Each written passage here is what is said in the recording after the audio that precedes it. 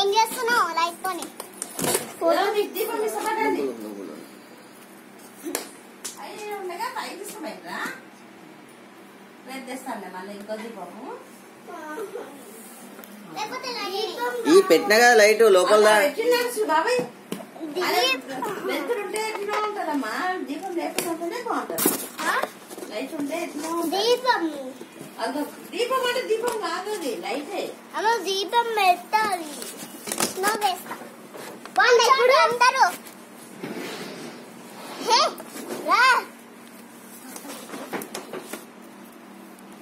బాబాయ్ లోపల పెట్టు దీపం లోపల పెట్టమ్మా